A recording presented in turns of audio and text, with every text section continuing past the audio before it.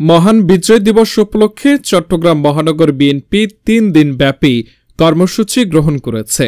কর্মসূচির মধ্যে রয়েছে আগামী ১৪ ডিসেম্বর শনিবার বুদ্ধিজীবী দিবস, ১৫ ডিসেম্বর রবিবার মুক্তিযুদ্ধের স্মৃতিচারণ অনুষ্ঠান, ১৬ ডিসেম্বর নগরীর বিপ্লব উদ্যান স্মৃতিবেদিতে পুষ্পস্তবক অর্পণ ও বিজয় র্যালি।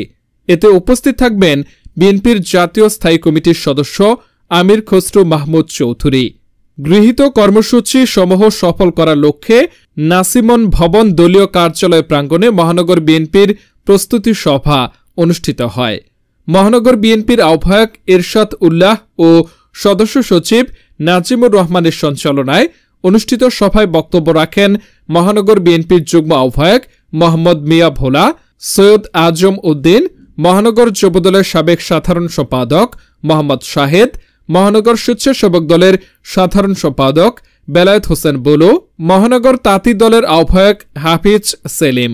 এছাড়াও মহানগর, থানা, ওয়ার্ড বিএনপির সাবেক নেতৃবৃন্দ ও দলের অঙ্গ সহযোগী সংগঠন সমূহের নেতৃবৃন্দ।